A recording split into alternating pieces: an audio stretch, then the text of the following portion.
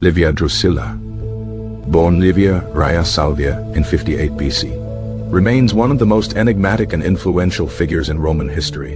A woman whose power and influence far surpassed the conventional roles assigned to women in the patriarchal Roman society. Her life intertwined inextricably with the rise and consolidation of the Roman Empire, primarily through her marriage to Octavian, the future Emperor Augustus, and in her subsequent role as his consort and advisor. Born into a relatively modest but respectable Etruscan family in Arpinum, Livia's early life offered little indication of the immense power she would one day wield. Her father, Marcus Livius Drusus Claudianus, was a respected jurist and politician, providing her with a solid education, a rarity for women at the time, including exposure to law, rhetoric, and literature. This education proved invaluable in shaping her intellect and providing her with a keen understanding of Roman politics and societal intricacies. Before her fateful marriage to Octavian, Livia was married to Tiberius Claudius Nero, a powerful patrician and consul. This union brought her considerable wealth and social standing, but also 3 children: Tiberius, who would later become emperor, Drusus, and Julia. Tiberius Claudius Nero was known for his scandalous behavior and ambition, and their relationship was reportedly strained, though the exact nature of their dynamic remains debated by historians. The death of Tiberius Nero in 31 BC, likely accelerated by Livia's orchestration, a subject of significant historical debate, freed her to pursue a more advantageous alliance, one that would alter the course of Roman history. Octavian, then engaged in a bitter power struggle with Mark Antony and the Republic, recognized Livia's potential, her wealth, family connections, and crucially, her intelligence and political acumen. Their marriage in 30 BC solidified Octavian's position and signaled a dramatic shift in Roman politics, the dawn of the Principate. Livia became Octavian's devoted wife, advisor, and confidante, a role that defied the traditional expectations of Roman women. She bore him no children, but she cultivated a close and influential relationship with his family, particularly with his adopted son, Marcellus, and later with his own children, Julia the Elder and Lucius and Gaius Caesar. Livia's influence extended far beyond the domestic sphere. She actively participated in political decisions, offering advice and guidance to Octavian, who increasingly relied on her judgment.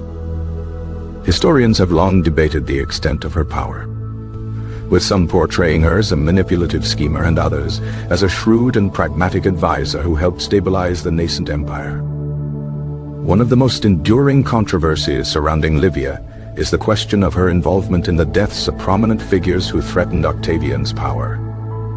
The deaths of Marcellus, Augustus's biological son, and later of Augustus's grandsons, Lucius and Gaius Caesar, have been attributed by some sources, notably Tacitus, to Livia's machinations aimed at ensuring that Tiberius, her son from her previous marriage, would inherit the empire.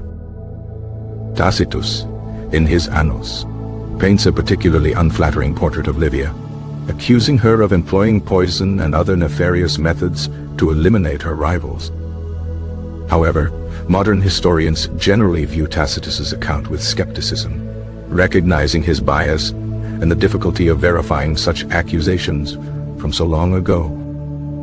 Regardless of the veracity of these accusations, it is undeniable that Livia played a significant role in shaping the succession and ensuring the continuity of the imperial dynasty.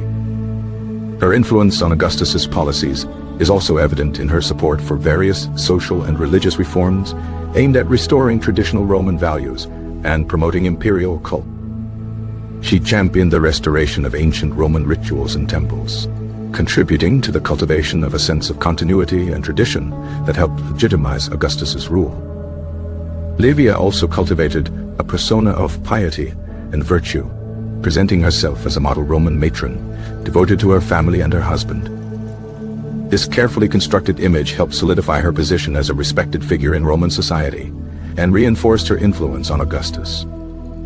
Upon Augustus's death in 14 AD, Livia ensured a smooth transition of power to Tiberius, her son, effectively securing the imperial succession according to her wishes. Tiberius, though often portrayed as a brooding and unpopular emperor, acknowledged and respected his mother's influence throughout his reign. He granted her considerable power and authority, allowing her to participate in state affairs and exercise considerable judicial power. However, their relationship was not without its tensions, particularly as Tiberius grew increasingly isolated and suspicious. Livia continued to exert her influence throughout Tiberius's reign, but her power diminished somewhat as he became more reclusive and relied less on her counsel. She died in 29 AD, at the age of 68, having lived a long and remarkably influential life, a testament to her intelligence, ambition, and political acumen. Her death marked the end of an era in Roman history, and she left behind a legacy that remains subject to debate and fascination.